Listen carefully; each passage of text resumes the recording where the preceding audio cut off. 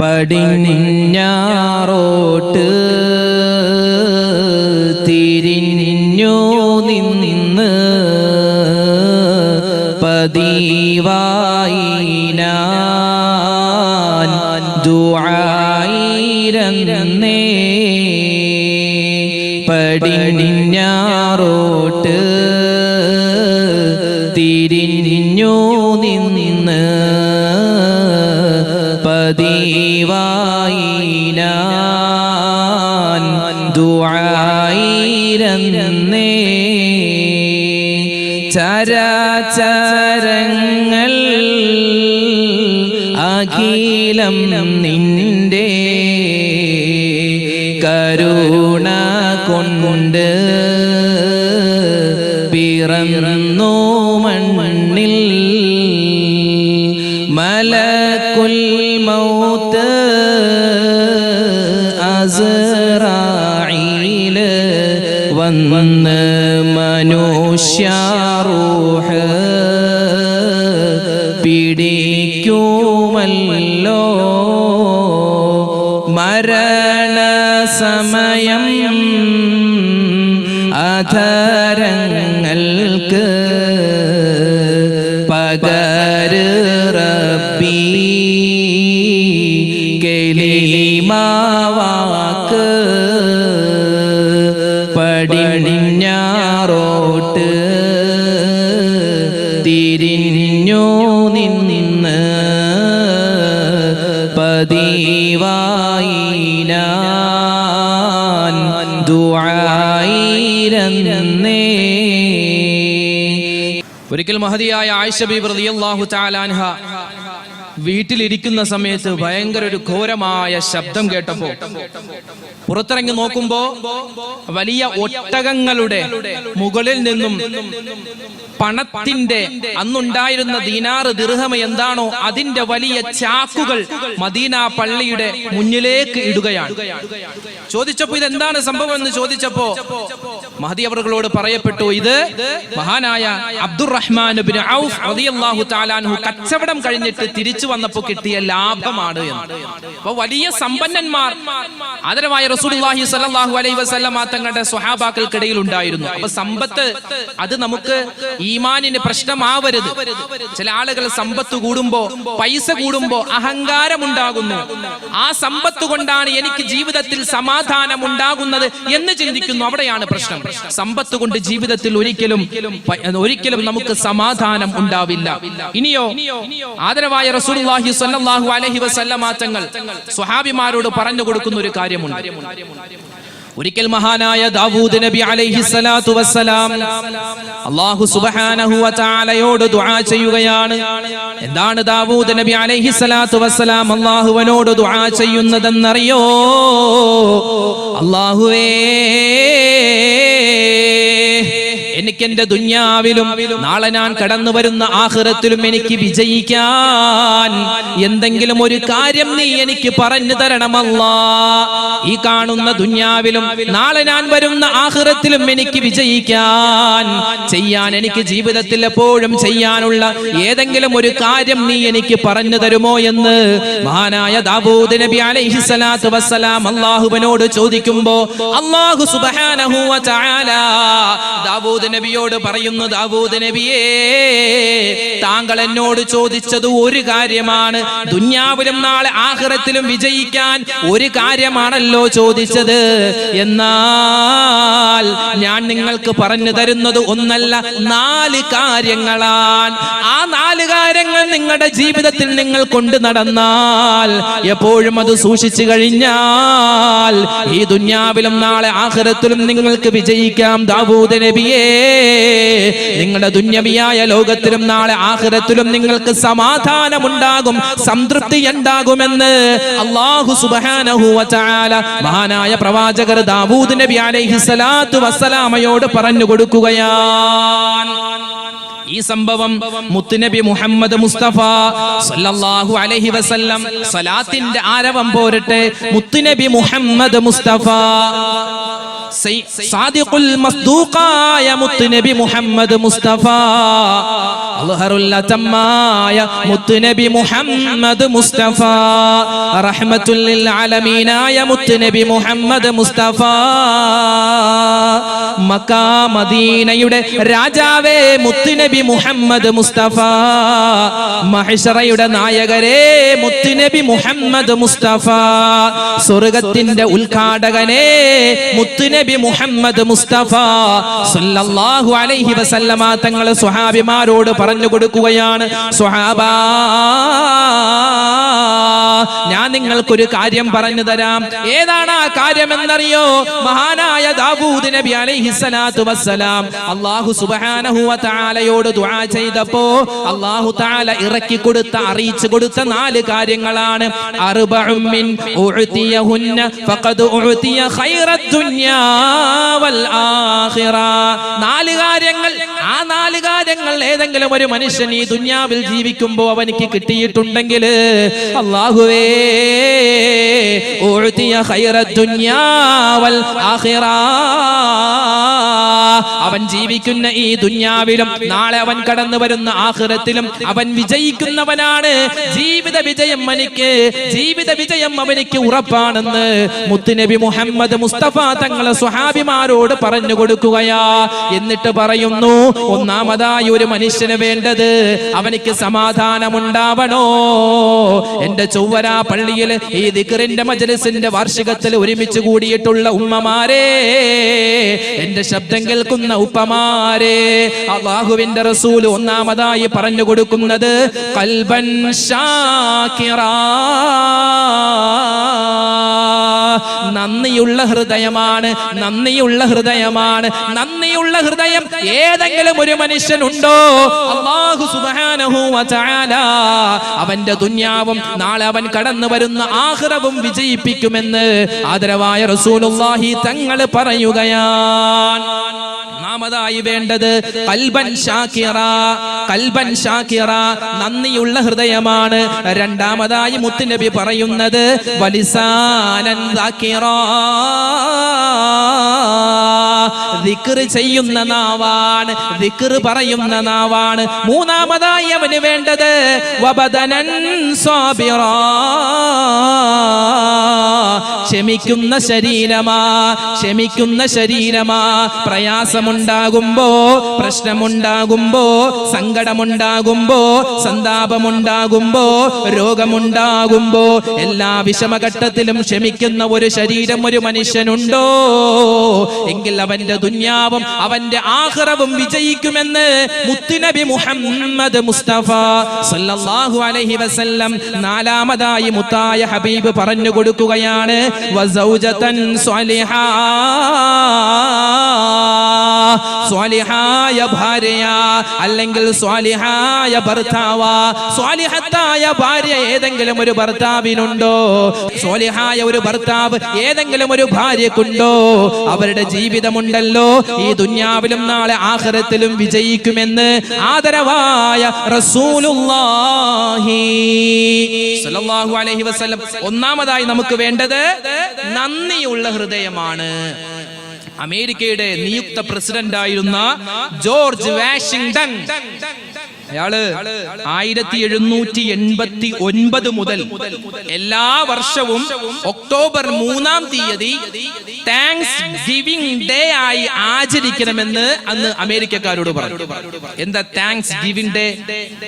ഒരു മനുഷ്യൻ, അവന്റെ കുടുംബം, ആ കുടുംബത്തിലുള്ള അവന്റെ ഫാദർ, അവന്റെ മദർ, അവന്റെ വൈഫ്, അവന്റെ ബ്രദർ, അവന്റെ സിസ്റ്റർ, അവൻ താമസിക്കുന്ന വീടിന്റെ പരിസരത്തുള്ള നെയ്ബേഴ്സ് എല്ലാവരോടും താങ്ക്സ് പറയണമെന്നാണ്. താങ്ക്സ് എന്ന് പറയാൻ വേണ്ടി ഒരു ദിവസം, ഏതാ ഒക്ടോബർ 3, 1789 മുതൽ അത് പ്രാബല്യത്തിൽ കൊണ്ടുവരികയാണ്. ഒരു മുസ്ലിമിന് അങ്ങനെ ഒരു ദിവസം ഉണ്ടോ? ഒരു മുസ്ലിമിന് അങ്ങനെ ദിവസം ഉണ്ടോ? ഉണ്ട്. എല്ലാ ദിവസവും അവനിക്ക് എന്താണ്? താങ്ക്സ് ഗിവിംഗ് ഡേ ആണ്, നന്ദി പറയേണ്ട ദിവസമാണ്. നന്ദിയുള്ള ഒരു ഹൃദയം, അതാണ് ആദ്യം മുത്ത് റസൂൽ പറഞ്ഞത്. നന്ദിയുള്ള ഒരു ഹൃദയം. മനുഷ്യൻ ഉയർന്നാൽ അവൻ മലക്കുകളെക്കാൾ ഉയരും, താഴ്ന്നാൽ പോലെ എന്നല്ല പറഞ്ഞത്, മൃഗത്തെക്കാൾ താഴ്ന്നു പോകുമെന്നാണ്. മൃഗത്തെക്കാൾ താഴും. എന്താ അങ്ങനെ പറയാൻ കാരണം? ഒരു വീട്ടിൽ ഒരാൾ ഒരു പട്ടിയെ വളർത്തുന്നുണ്ടെങ്കിൽ, അല്ലെങ്കിൽ കന്നുകാലി ഏതാവട്ടെ, എന്ത് ജീവിയാവട്ടെ, അവയൊക്കെ വളർത്തിയാൽ ഇത് മുതലാളിയാണ് അല്ലെങ്കിൽ ഇതെന്റെ യജമാനനാണെന്ന് കാണുമ്പോ ആ ജീവികൾ ഒരു സ്നേഹപ്രകടനം കാണിക്കുമെന്നാണ്. പട്ടിയാണെങ്കിൽ വാലാട്ടും, അതുപോലെ പൂച്ചയാണെങ്കിൽ അതിങ്ങനെ അടുത്തേക്ക് വന്ന് കാലിലോട് ഇങ്ങനെ ഒരുമിപ്പോകും. മറ്റേത് ജീവിയാണെങ്കിലും യജമാനനെ കാണുമ്പോ നന്ദിയായിട്ട് എന്ത് പറയും, ഒന്ന് മുരളുകയോ അല്ലെങ്കിൽ എന്തെങ്കിലും പ്രത്യേക ശബ്ദം ഉണ്ടാക്കുകയോ ചെയ്യും. എന്നാ മനുഷ്യൻ അങ്ങനെയല്ല, അവൻ നന്ദിയില്ലാത്തവനാണെന്ന് വിശുദ്ധമായ ഖുർആൻ പറയുകയാണ്. നമ്മൾ ആ ഗണത്തിൽ പെടാൻ പാടില്ല. അല്ലാഹു കാക്കുമാറാവട്ടെ, അല്ലാഹു കാക്കുമാറാവട്ടെ. അതുകൊണ്ട് ഒരു മുസ്ലിമിന് വേണ്ട ഒന്നാമത്തെ, ദുനിയാവിലും ആഖിറത്തിലും വിജയിക്കാൻ ഒന്നാമതായി വേണ്ടത് എന്താണ്? ഖൽബൻ ഷാകിറ, ശുക്ർ ചെയ്യുന്ന, നന്ദിയുള്ള ഒരു ഹൃദയമാണ്. ഒന്ന് ചിന്തിച്ചു നോക്കേ, എന്റെ ബോഡി, നിങ്ങളുടെ ഓരോരുത്തരുടെയും ബോഡി, നമ്മുടെയൊക്കെ ശരീരം, നമ്മുടെ ശരീരം എന്ത് അനുഗ്രഹങ്ങളുടെ കേദാരമാണ്. ആദരവായ റസൂലുള്ളാഹി സ്വല്ലല്ലാഹു അലൈഹി വസല്ലം തങ്ങൾ പറയുന്നു, മൻ അറഫ നഫ്സഹു ഫഖദ് അറഫ റബ്ബ. ഏതെങ്കിലും ഒരു മനുഷ്യൻ സ്വന്തം ശരീരത്തെ പറ്റി അറിഞ്ഞാൽ അവൻ അല്ലാഹനെ പറ്റി അറിഞ്ഞവനാണ്. അതായത് നമ്മുടെ ഈ ശരീരം, എന്റെ ഈ ബോഡി, അത് ചെറിയൊരു ലോകമാണ്, ചെറിയൊരു ലോകമാണ്, ഒരു വേൾഡാണ്. കോടിക്കണക്കിന് രൂപയുടെ മുതലാണ് ഞാൻ, കോടിക്കണക്കിന് രൂപയുടെ മുതലാണ് നിങ്ങൾ ഓരോരുത്തരും. നമ്മുടെ തലച്ചോറിന് എന്ത് വിലയാന്നറിയോ?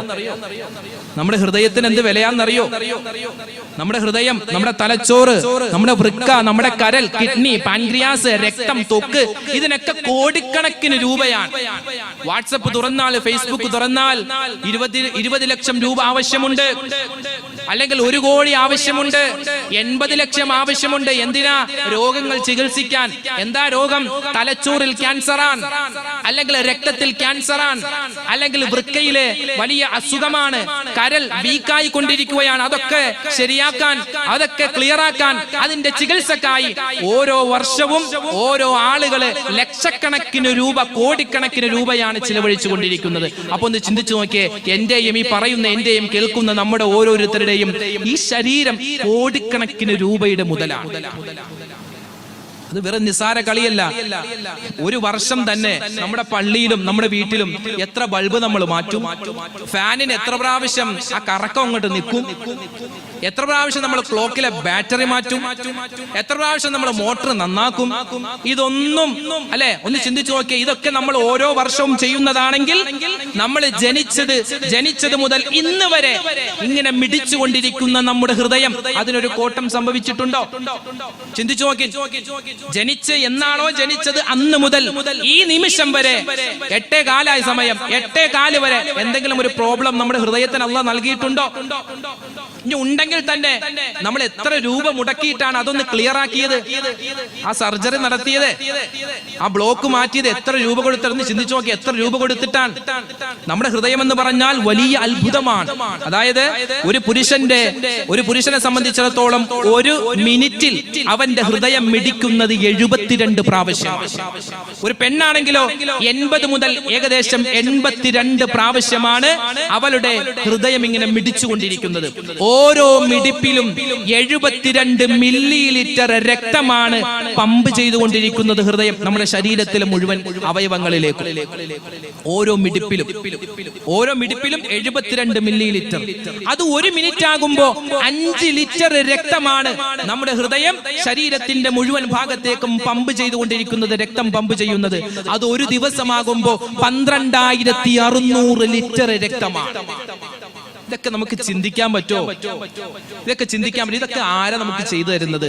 നമ്മുടെ കഴിവാണോ? നമ്മുടെ കഴിവ് കൊണ്ടാണോ ഹൃദയം ഇങ്ങനെ മിടിക്കുന്നത്?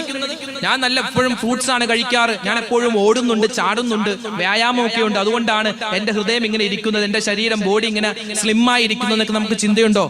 എത്രയോ സ്ലിമ്മായ ആളുകളാണ് കുഴഞ്ഞു വീണ് മരിക്കുന്നത്. എത്രയോ ബോഡി ബിൽഡർമാരാണ് പെട്ടെന്ന് ഷോക്കായി വന്ന് മരിച്ചു പോകുന്നത്.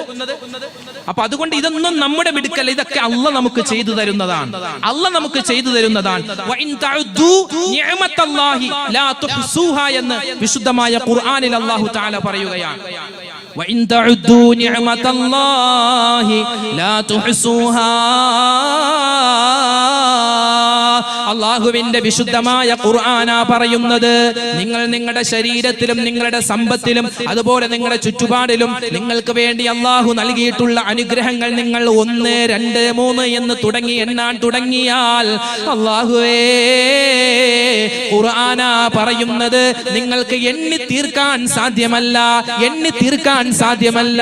എന്റെ ഉമ്മമാരെ, എന്റെ ഉപ്പമാരെ, അല്ലാഹു സുബ്ഹാനഹു വ തആല ആരോഗ്യമുള്ള ശരീരം നമുക്ക് നൽകിയില്ലേ? ആരോഗ്യമുള്ള മക്കളെ നമുക്ക് നൽകിയില്ലേ? ആരോഗ്യമുള്ള ഭർത്താവിനെ, ഭാര്യയെ നമുക്ക് നൽകിയില്ലേ? അല്ലാഹുവേ, എത്രയോ ആളുകളാണ് മക്കളില്ലാതെ വിഷമിക്കുന്നത്.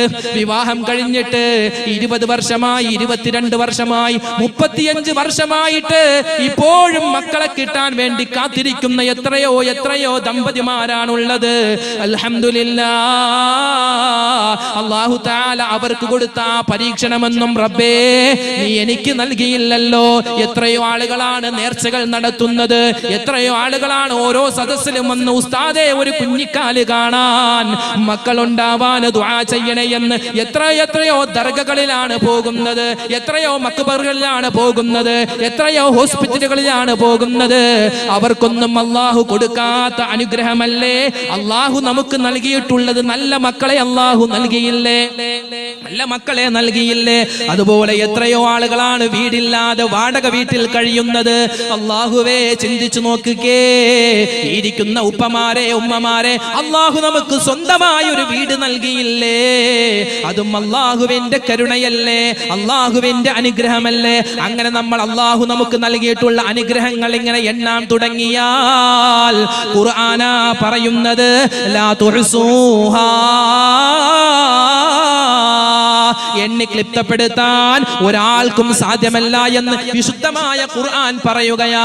അതുകൊണ്ട് എന്റെ ശബ്ദം കേൾക്കുന്ന ഉപ്പമാരെ, ഉമ്മമാരെ, നമ്മുടെ ഹൃദയമുണ്ടല്ലോ, ആ ഹൃദയത്തിന് എന്തുണ്ടാവണം? നന്ദിയുണ്ടാവണം. ഒരു അൽഹംദുലില്ലാഹ് ഒരു ദിവസം ഒരു പ്രാവശ്യമെങ്കിലും പറയാത്ത ഉമ്മ, നീ എത്രമാത്രം നന്ദിയില്ലാത്തവളാണ്.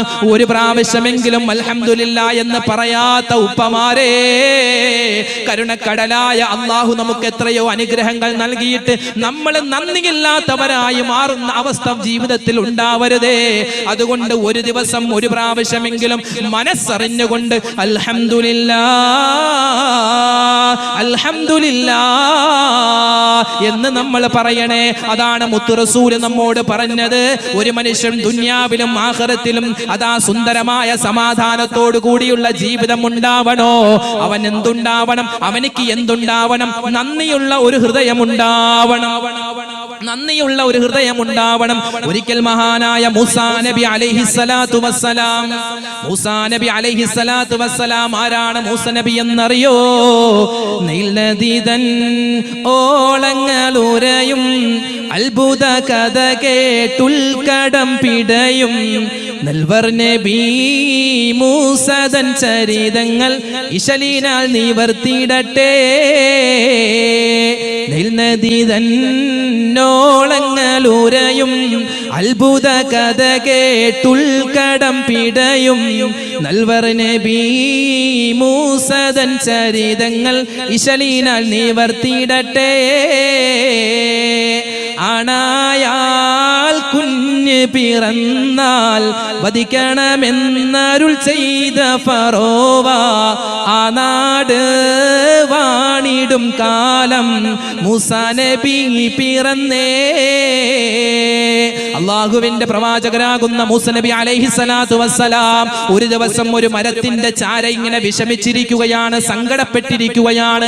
ആ സമയത്ത് അതാ കടന്നു വരികയാണ് മഹാനായ മലക്കുൽ അംലാക്ക് ജിബ്രീൽ അലൈഹിസ്സലാത്തു വസ്സലാം. ദുഃഖിച്ചിരിക്കുന്ന മൂസാ നബിയുടെ അടുക്കലേക്ക് ജിബ്രീൽ അലൈഹിസ്സലാത്തു വസ്സലാം വന്നിട്ട് ചോദിക്കുന്നു, മൂസ നബിയേ, എന്തിനാണ് ഇങ്ങനെ വിഷമിക്കുന്നത്? എന്താണ് സങ്കടം? എന്താണ് മനസ്സിലുള്ള ദുഃഖം? എന്താണെന്ന് പറയുമോ? ആ സമയത്ത് മൂസാ നബി അലൈഹിസ്സലാത്തു വസ്സലാം പറയുകയാണ്, ജിബ്രീലേ, അല്ലാഹനെ കാണാൻ ഞാനതാ തൂരി സീനാ പർവ്വതത്തിലേക്ക് പോയിരുന്നു ജിബ്രീലേ. പക്ഷേ എന്റെ 2 കണ്ണുകൾ കൊണ്ട് കൊണ്ട് ആ സുന്ദരമായ പടച്ചവന്റെ മുഖം എനിക്ക് കാണുവാൻ സാധിച്ചില്ല ജിബ്രീലേ. അതുകൊണ്ടാണ് ഞാൻ ഇങ്ങനെ വിഷമിച്ചിരിക്കുന്നത്, സങ്കടപ്പെട്ടിരിക്കുന്നത്. പക്ഷേ എന്റെ മനസ്സിൽ മറ്റൊരു ആഗ്രഹമുണ്ട്. എന്താ ആഗ്രഹമെന്നറിയോ? എനിക്ക് സ്വർഗമെന്നു കാണണമെന്നുണ്ട്.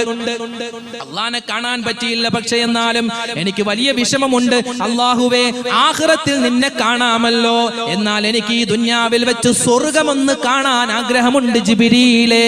ആ സ്വർഗം കാണാൻ പറ്റാത്തതിന്റെ വിഷമത്തിലാണ് ഞാൻ ഇങ്ങനെ ഇരിക്കുന്നതെന്ന് മൂസാ നബി അലൈഹിസ്സലാത്തു വസ്സലാം പറയുന്ന സമയത്ത് അള്ളാഹുവിന്റെ ഓർഡർ വരികയാണ്, ജിബ്രീലേ, ആ മൂസാ പ്രവാചകരോടൊപ്പം നീ സ്വർഗത്തിലേക്കൊന്ന് കടന്നു ചെല്ലണേ. എന്നിട്ട് ആ സ്വർഗത്തിന്റെ അനുഗ്രഹങ്ങളെല്ലാം കാണിച്ചിട്ട് മൂസ നബിയെ ഭൂമിയിലേക്ക് നീ തിരിച്ചു കൊണ്ടുവരണേ. അങ്ങനെ അതാ മഹാനായ മൂസാ നബി അലൈഹിസ്സലാത്തു വസ്സലാം സ്വർഗത്തിലേക്ക് കടന്നു ചെല്ലുകയാ. സ്വർഗത്തിലേക്ക് കടന്നു ചെന്നപ്പോ എന്താണ് ലോകം, എന്താണ് ലോകം? ഒരു കണ്ണും കാണാത്ത, ഒരു ഹൃദയവും ഇതുവരെ ആഗ്രഹിക്കാത്ത, ഒരു കാതും കേൾക്കാത്ത, ഒരു ശരീരവും ആസ്വദിക്കാത്ത ഒരുപാട് ഒരുപാട് അനുഗ്രഹങ്ങളുടെ കേദാരമാണല്ലോ സ്വർഗം. അല്ലാഹുവേ, ഈ പാവപ്പെട്ട ഉമ്മമാരും ഉപ്പമാരും ഈ സദസ്സിൽ വന്നിരിക്കുന്നത് നിന്റെ സ്വർഗം ആഗ്രഹിച്ചുകൊണ്ടാണ്.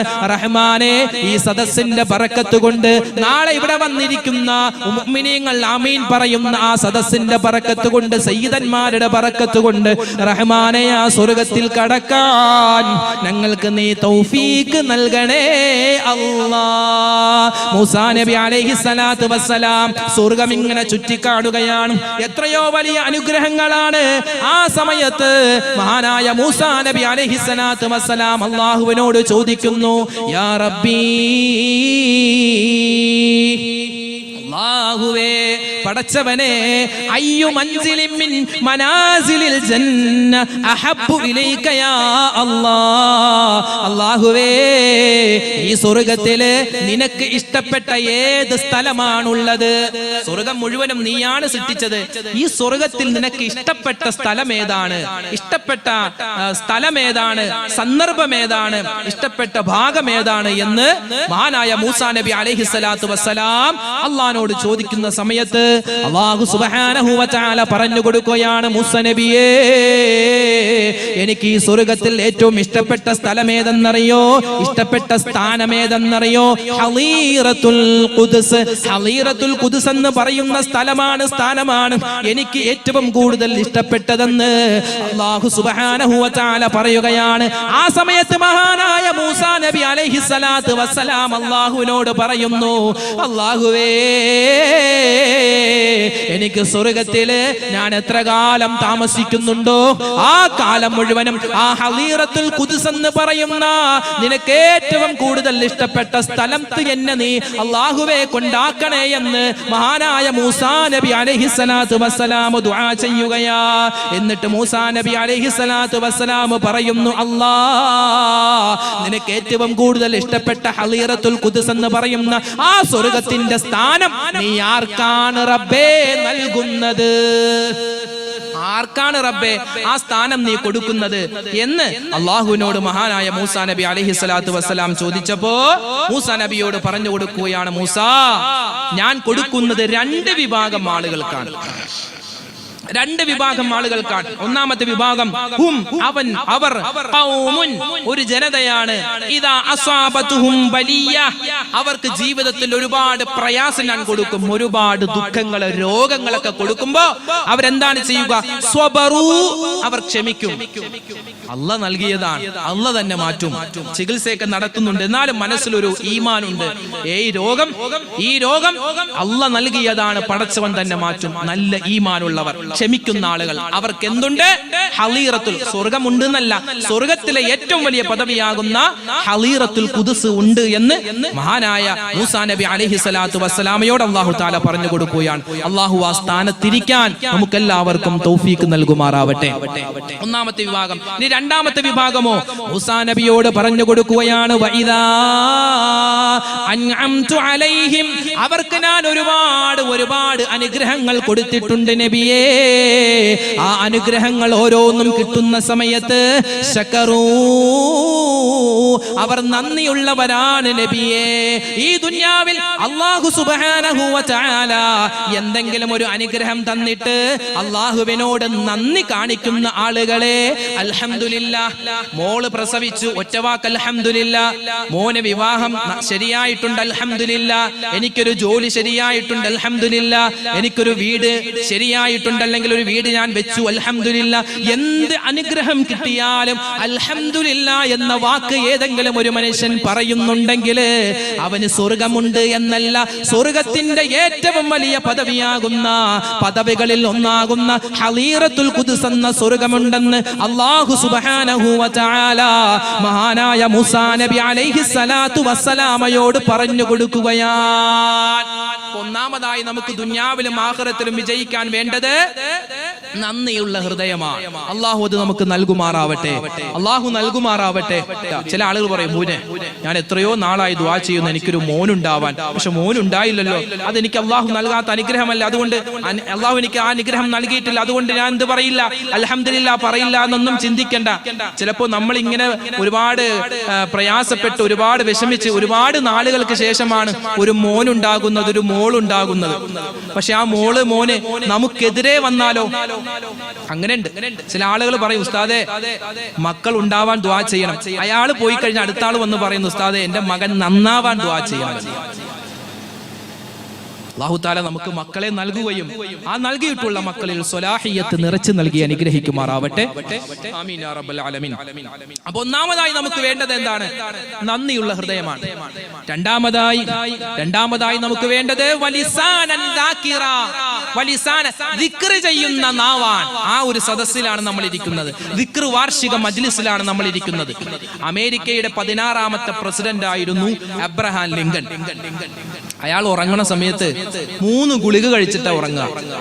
1 ഷുഗർ, 2 പ്രഷർ, 3 കൊളസ്ട്രോൾ. അല്ല, അതിനുള്ള ഗുളികല്ല. നമ്മൾ സാധാരണ അത് കഴിച്ചിട്ടാ കിടക്കാറ് അല്ലെ. പക്ഷെ മൂപ്പര് അതിനല്ല ഗുളിക കഴിക്കുന്നത്, മറിച്ചോ ടെൻഷൻ മാറാൻ. ഒരുപാട് ടെൻഷൻ ഉണ്ട്, ടെൻഷൻ മാറാൻ, ഉറക്കം പെട്ടെന്ന് വരാൻ എന്താ 3 ഗുളിക കഴിച്ചിട്ടാ മൂപ്പര് കിടക്കാറ്. ടെൻഷൻ മാറാൻ ഏറ്റവും നല്ല മരുന്ന്, ആത്മീയമായ മരുന്ന് ആദരവായ റസൂലുള്ളാഹി സ്വല്ലല്ലാഹു അലൈഹി വസല്ലമ തങ്ങൾ നമുക്ക് പറഞ്ഞു തരുന്നു. അലാ ബിദിക്രില്ലാഹി തത്മഇന്നുൽ ഖുലൂബ്. ഖുർആൻ വചനം ഓതിയിട്ട് മുത്തനബി പറയുകയാ, നിങ്ങൾക്ക് ഹൃദയത്തിൽ സമാധാനം, ഭയങ്കര ടെൻഷനാണ്. ഇന്ന് ഏറ്റവും കൂടുതൽ മാനസിക സമ്മർദ്ദമാണ് ആളുകൾക്ക് കൂടുന്നത്. അത് കൂടുന്നതനുസരിച്ച് കൊളസ്ട്രോൾ കൂടുന്നു, ഷുഗർ കൂടുന്നു, പ്രഷർ കൂടുന്നു. ഒക്കെ നമ്മൾ കഴിക്കുന്ന ഭക്ഷണത്തിലൂടെ നമുക്ക് രോഗമുണ്ടാകും. അതുപോലെ തന്നെ മനസ്സിനുണ്ടാകുന്ന ടെൻഷൻ മൂലം ഒരുപാട് രോഗങ്ങൾ ഉണ്ടാകുമെന്നാണ്.